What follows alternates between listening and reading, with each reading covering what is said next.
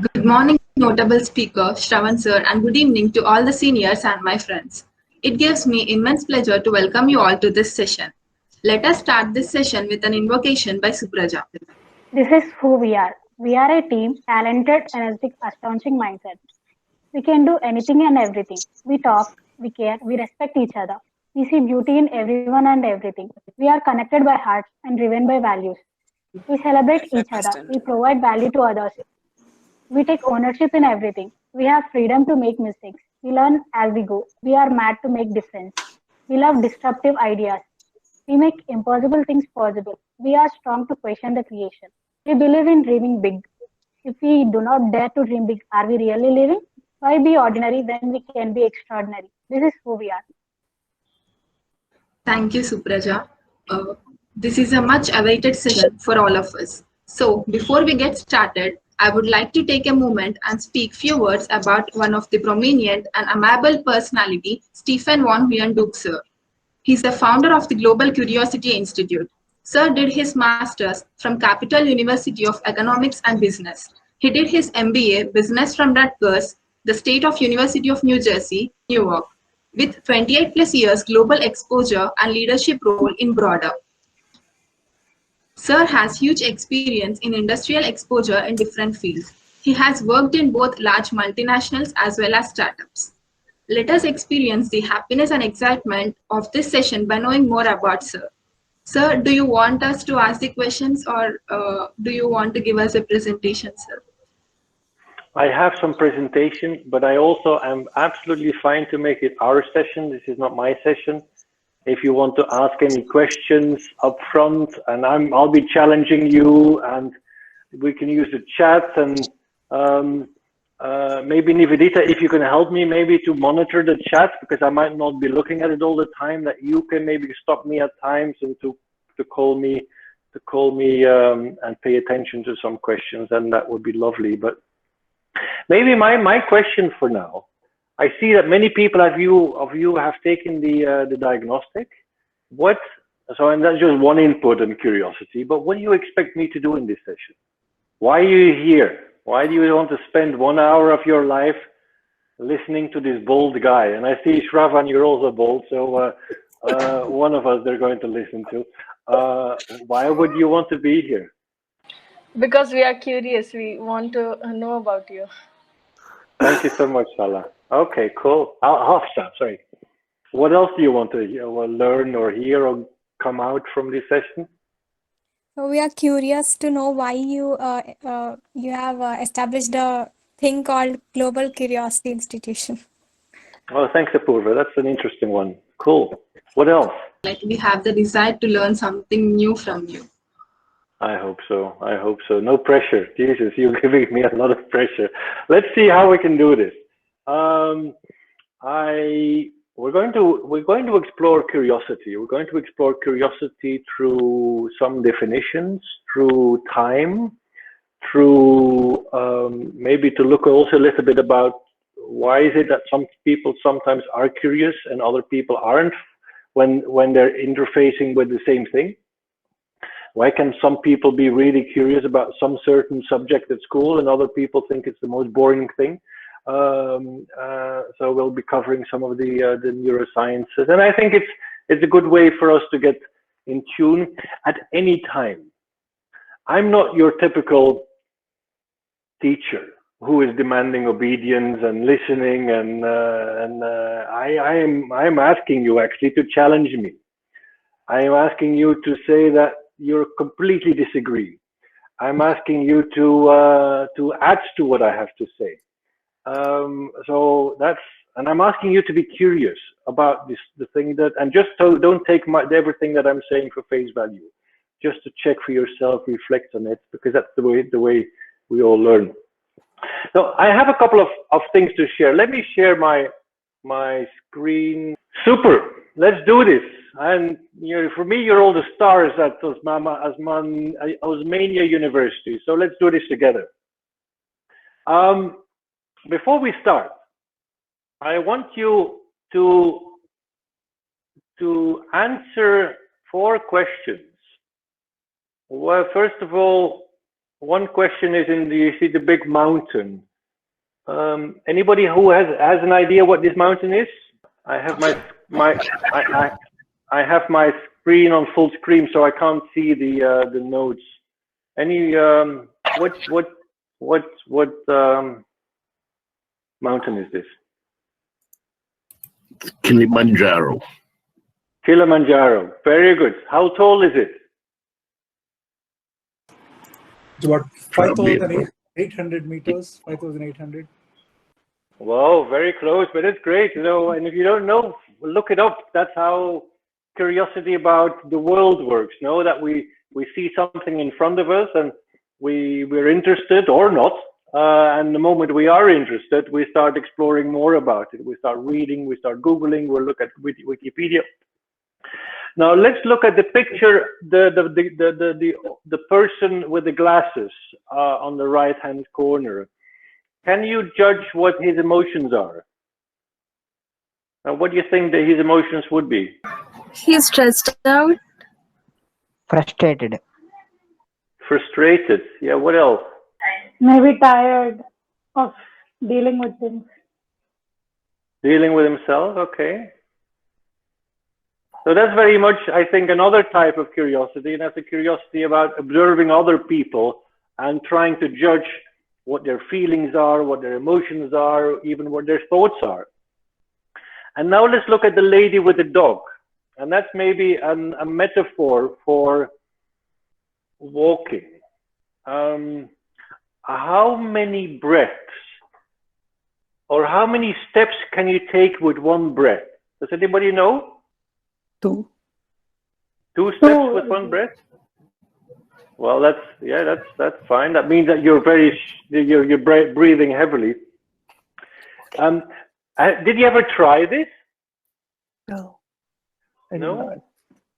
It's actually a very Indian thing to do, at least from your tradition. And like, if you're looking at the Hindu tradition and even the Buddhist tradition, to being the self-awareness and being in tune with yourself. And that's for me the third dimension of curiosity. It's about self-reflective curiosity, curiosity about self-awareness. There may be a related question. Do you know from which nostril you're breathing now? Is it the right one or the left one? Or did you know that there is something like this, that you can breathe from your right or left side? You could check for yourself, but that's of course part of your beautiful Indian pranayama tradition, that there's a lot of thought being going in there. Anyway, so these are the 3 dimensions of curiosity. It's the curiosity about the world, curiosity about others, and curiosity about ourselves. Now you see this little child here on top of our screen here, and that's maybe a question I'd like to ask all of you. What are your childhood dreams? And maybe write them down in the chat.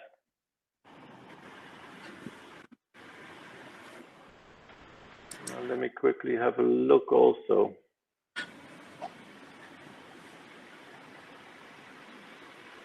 I can't see your screen, so okay. Write them down and we can pick them up later. Nivedita will, tell you. Okay. Okay.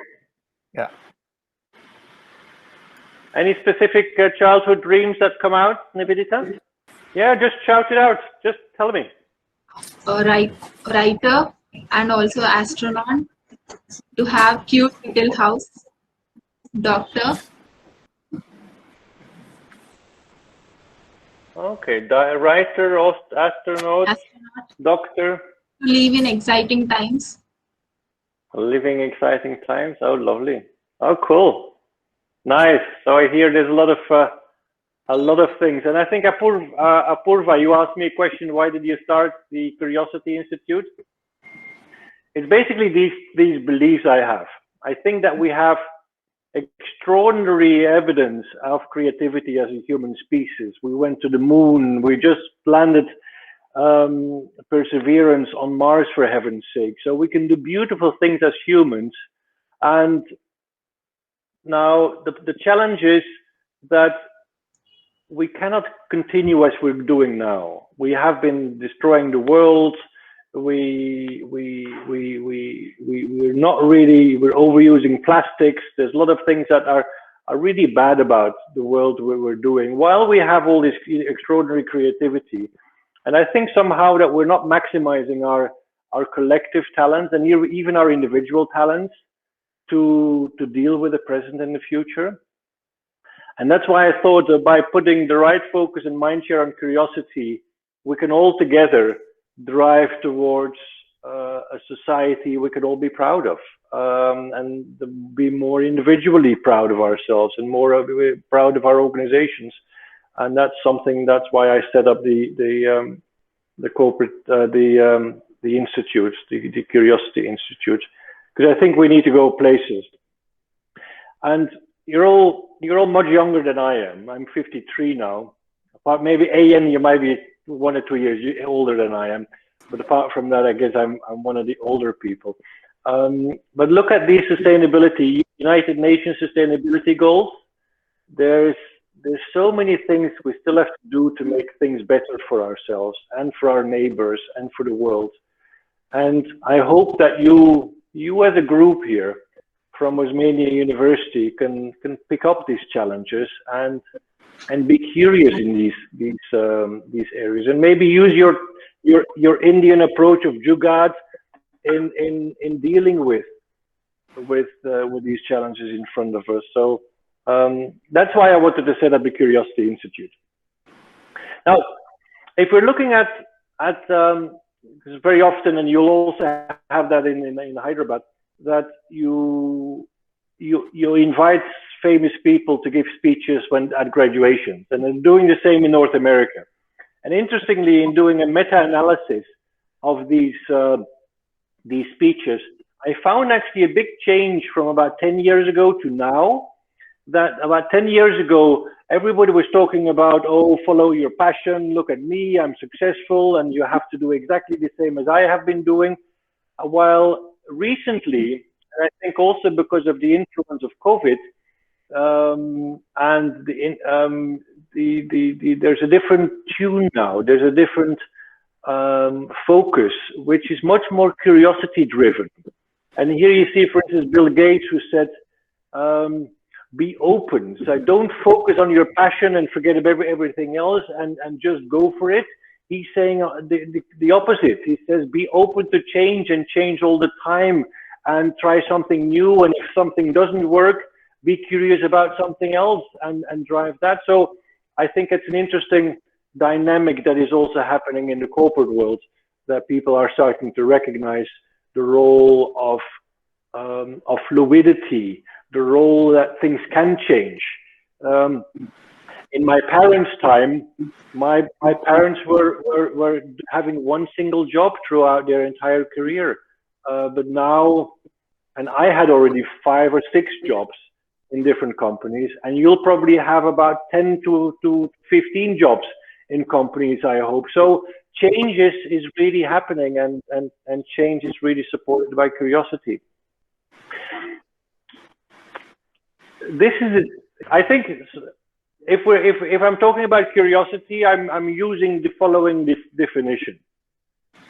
Curiosity is the mindset to challenge the status quo. So it was a beautiful incantation that you just wrote in the beginning of these sessions. It's lovely you're doing this anyway. But I actually found a lot of curiosity metaphors in your in the text that you read. It's about challenging the status quo, I remember said. It's about being honest and authentic. And I can't, there was too many words, but I can remember the beautiful vibes in your incantation. And it's not very different from what I have here in front of me. It's about exploration, discovery, learning, standing up when you fall, and challenging the status quo, which is quite lovely, really. Now, I would love you to have a look at this. Are you a curious individual? And ask yourself the question and say yes or no in the chat room. Would you say that you're a curious individual, or do you think you're rather an incurious individual? We are curious. You're Yes. curious. Okay, super. Who would consider not to be very curious? Anybody? Even if they are, I don't think they'll say it here, Stefan.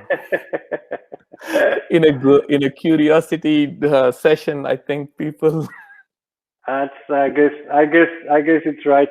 I actually had some really brave people who tell me that they thought they were really not very curious, and and I find it fabulous and extremely authentic if people are so self-aware and saying, I'm not perfect, I might not be curious all the time. And actually, we are never curious all the time.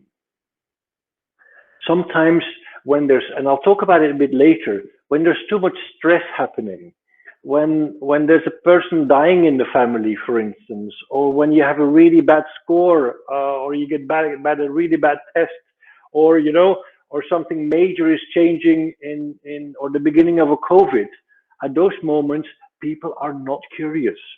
People are much more in a situation where they're taking care of today. Curiosity is always referring to tomorrow. It's preparing for something better tomorrow. But if there's too much stress, you can't be ready. Now, if you were to describe curious individuals or incurious individuals, as I call them, then you could probably say that curious individuals, here you can read it for yourself, are exploring all the time asking questions. Every time you meet a new person, you would be asking questions, and you would not be shy about asking questions. And it has nothing to do whether you're a man or a woman. It's just you just do that. An incurious person is more in the comfort zone and is trying to be in a distance and be in comfort zone, because of course exploration, you might find something that you don't like necessarily, but that's fine, because that's what a curious person is looking for, those things. Also, I think interestingly about learning, a curious individual would go both deep and broad. And deep means going deeper into specialization, but broad means also read other things than just what is required, or go beyond what is happening, looking for areas beyond. A person who is an incurious individual would, for instance, only be interested in, say, engineering, and do a lot of reading on engineering, and be only talking to engineers, and be only interested in engineering journals, and would not do other things. And also an incurious individual does not learn all the time, but only when he or she needs to do so. Also, a curious individual is proactive and open, and is all the time looking, is open to the world, open to others, open to him or herself, while an incurious person is really the opposite.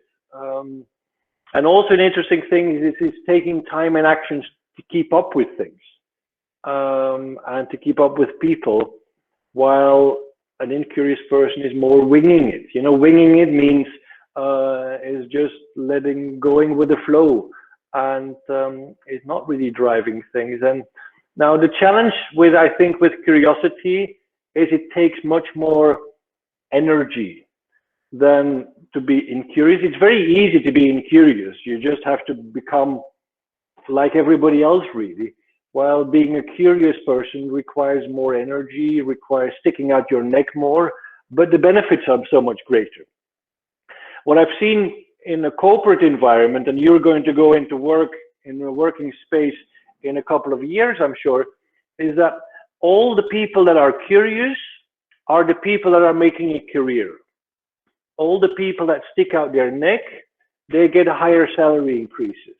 While those people that stay ducked, that they don't stick out their necks, they don't go over and above, they just stay hanging and floating in at the same level. And I think curiosity is a great muscle to drive yourself towards professional growth, but not only professional growth, also probably private growth, because there's a lot of the beginning of a lot of research saying that curiosity is really linked to happiness.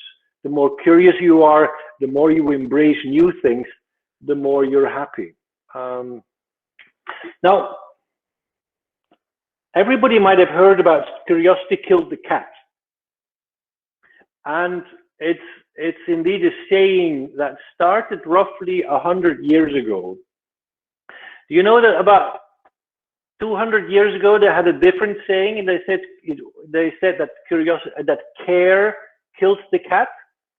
So care as in C-A-R-E, kill the cat. So that 200 years ago there was this notion that it was a cat was caring and was being with people, and caring too much might kill you. While only about 100 years ago they changed it into curiosity.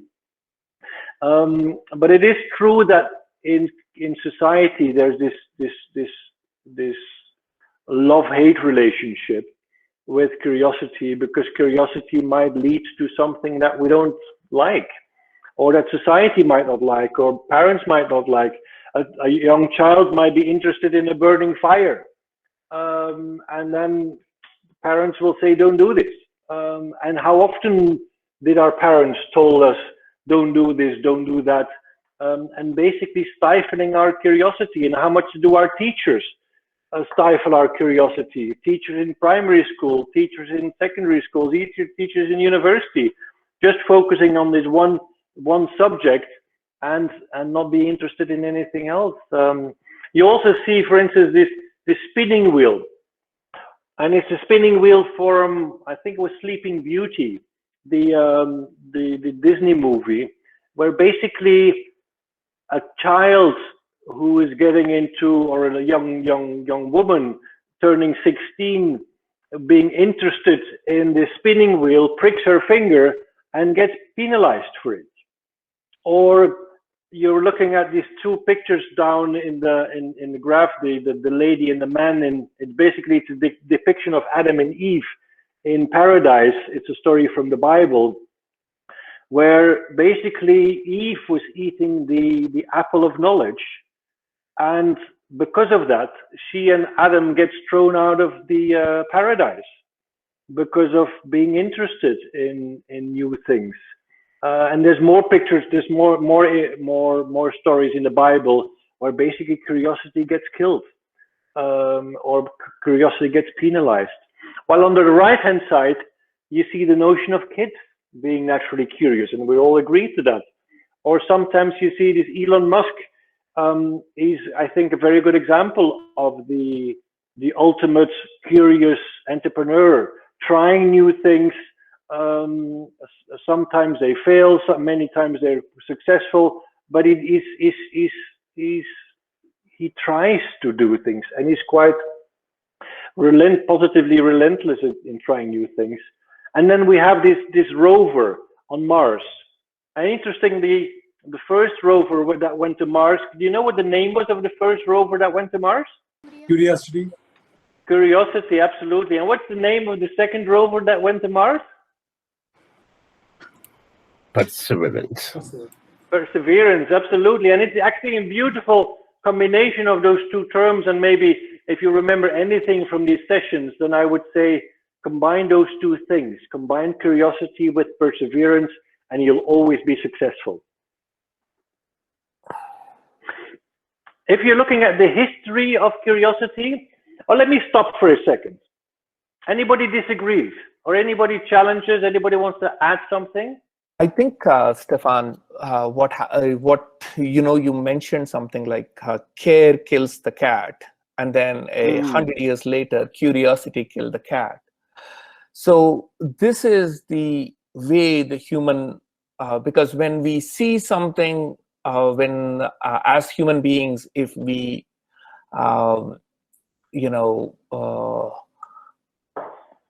we become familiarized, we become normalized with something, then we'll say, this is no longer correct, and we start doing something different. And I think that's a curiosity is an inborn thing of a human or change is a inborn thing for a human being. And that's why all these things happen. So we have to be cognizant of the world around us and say, okay, the same sentence which worked for my son 5 years ago, or the same word which worked for my son 5 years ago, doesn't work anymore. Then I have to say, okay, my son has changed, so I better use a different word or a different sentence to create the same impact, you know? That's true, but that assumes a lot of awareness, and it's a beautiful example. But I've also experienced a lot of parents who did not have that automatic reflection to think that they were different from their kids. And the parents, they were kind of more projecting their own persona onto their kids, and they said, oh, you have to go and study engineering or law or medicine because I want to do that as a parent. But if you put yourself above that, I think it's a beautiful notion that if you're, and it shows a very curious person, I think, to look for the differences. It's beautiful. Great point. Let's look at the history of curiosity, because curiosity as we know it now actually started on the same foot in the old Greek. I've not done a deep dive on the philosophical or religious thought in India, and maybe somebody, if you're interested, could help me with that. This is more the journey of the Western world. Of course, India is part of that, but I've not dove into the Upanishads or the Vedas or so. So it started off really well in ancient Greek, with know yourself in philosophy and being open to just wondering. And then suddenly when Christianity came on board, and of course Christianity brought a lot of good things, yet at the same time Christianity also was aware of the downside of curiosity, because basically curiosity is also opening up the door to new things. And as a society who is too careful with people or is too controlling, you don't want people to be too curious. You want people to listen, and you want people to be obedient. So already in the beginning of the Middle Ages, the early godfathers or church fathers say that curiosity was really a waste of time. Let's not focus on curiosity. And then we had to wait until the Renaissance, when we started to when for instance Columbus discovered North America and we sailed the seas and many other things happened. When with that start of exploration, that curiosity came in vogue again. Yet not for everybody, only for the happy few. And then fast forward to the 20th century, the 20th century was a century where a lot of innovations happened, but you could probably say that the last real innovation happened with the discovery of internet and the PC, which is 40, 50 years ago. And since then, some development happened, and we all know about the fourth industrial revolution coming on board and so on, but that's still about to happen. And you could easily say that the 20th century was a century of efficiency, of not exploration, but of exploitation. And the good thing is that it took us where we are now, so that now in the 21st century, we can actually build on the good things that we've discovered in the 20th century and to develop more exploration and more ideas. Because I think the 20th century is the century of ideas, not the century of production. If you're looking at how easy it is to set up your own startup and to find your own goal, it's really amazing. Now, I mentioned a little that I was going to talk a little bit about the neuroscience of things, and I think this is a really simple but good way to understand why sometimes people are more or less curious. You have these two axes, you have curiosity and knowledge, and or self-perceived knowledge. Now, you could see on the right-hand side, if people have too much knowledge or if people think they have too much knowledge, they would become confident and even arrogant.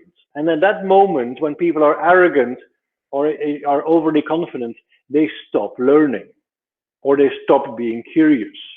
So curiosity always needs this level of wonder.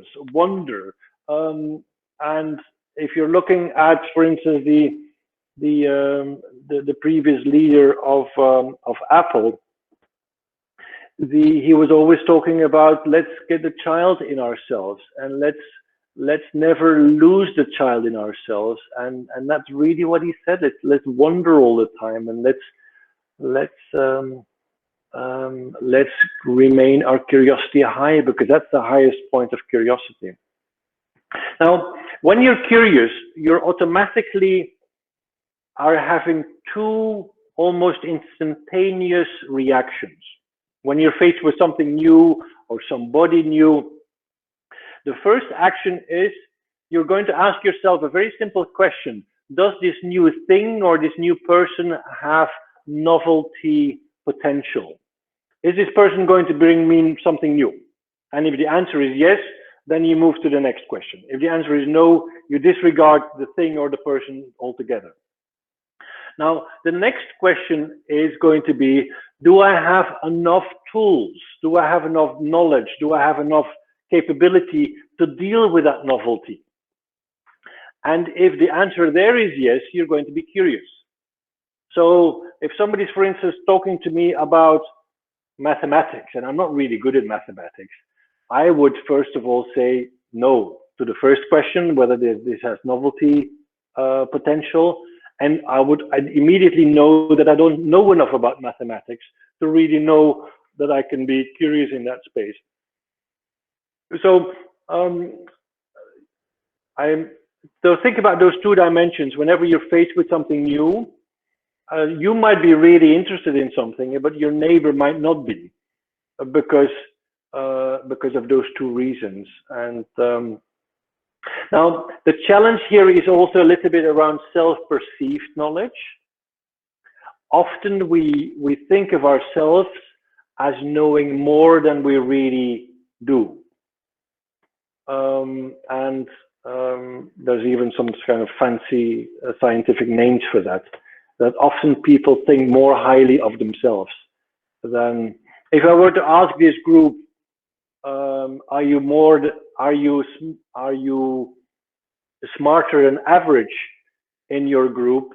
It would very likely that more than half of the people will say, I'm smarter than the rest of the group. So we're always kind of upping our game, which is good, because it makes us survive in society. But it's also a challenge to that, because the more we think that, the more we become confident and arrogant, and we don't wonder enough. And we don't let curiosity from happening. Because as you could see here, curiosity moves down the more confident and arrogance we have. Do I make sense here? Yes. Yes, sir. Yeah. Anybody has an example to share with me or with the rest of the group on how this is relevant for you, or how you experience these things? Stefan, several years ago, we were actually fighting for a deal with Unilever, really large deal. And we were a tiny player then. In fact, we were perhaps the least experienced. And out of the 23, we actually won the deal finally. We were quite surprised that we won the deal.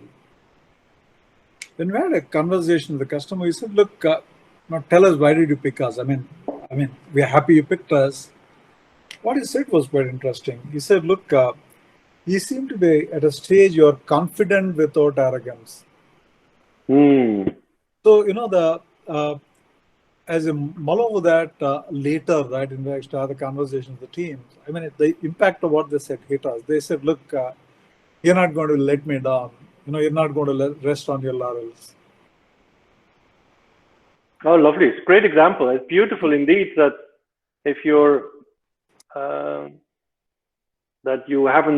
if you're arrogant, you're never going to help your customers well. No, super. Thanks for sharing, Ian.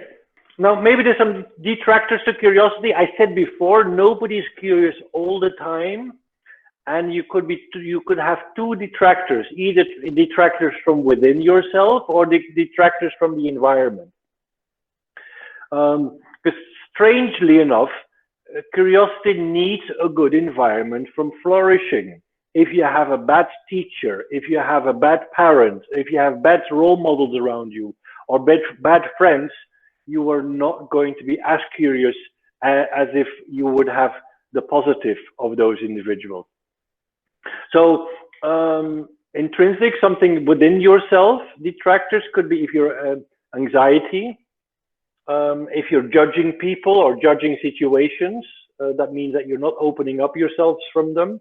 What we mentioned earlier, confidence and arrogance. The more you are that, if you're confident, you know your subject really well, or if you're too confident, you know your subject really well, you're not going to learn new things from it. Also, apathy or lack of interest is a detractor. Yeah, I don't care. And even if you have curiosity, needs knowledge to grow on. The more you read, the more you learn about things, the more curiosity you will have. And the more little knowledge you will have, the more narrow you will stay. Environmental, I mentioned already, non-conducive energy from individuals around us. Stress at work, stress at school. Even society can be a detractor in the way we do things. Maybe society wants you to behave in such a way. For instance, I don't know in India, but in a number of countries, you would see that, for instance, girls would be taking up much less of the sciences in university versus boys, like engineering and those type of subjects. And it was just because society was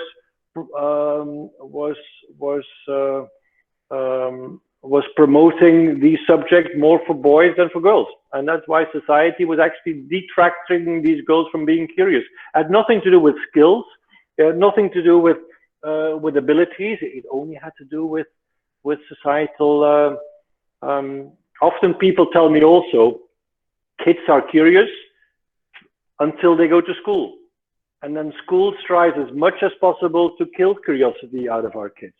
And whatever we're left with is what we go into the professional world with them. I don't think it's entirely true, but society, of course, is trying to make you become mainstream.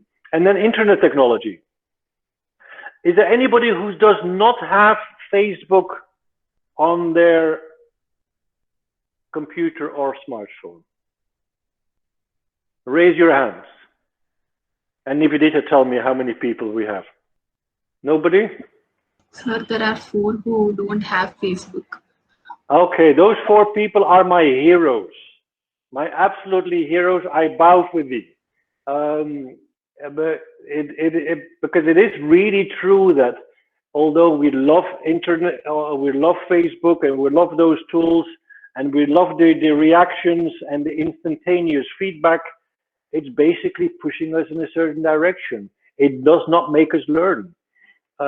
Internet is a beautiful tool with so much knowledge, yet most of the people, they spend their time on Facebook for the wrong reasons. Now, I'm not saying that Facebook could not have also its beautiful reasons, because I know some people who are staying in touch with each other through Facebook, but you need quite a bit of discipline to not be dragged into Facebook in driving this. When I was in Hyderabad about 2 years ago when I was working for Cognizant, and we had a session with people. They were all young people, young colleagues, about 200 or 300 or so.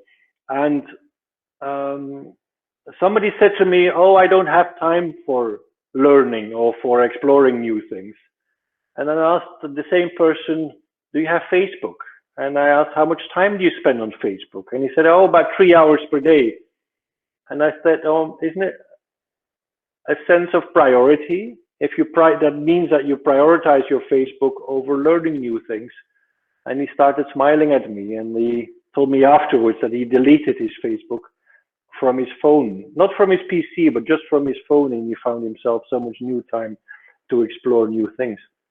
Anyway, for those who have taken, and I've seen many people have taken my curiosity diagnostic, you see that there's these 3 dimensions, and we covered them in the beginning.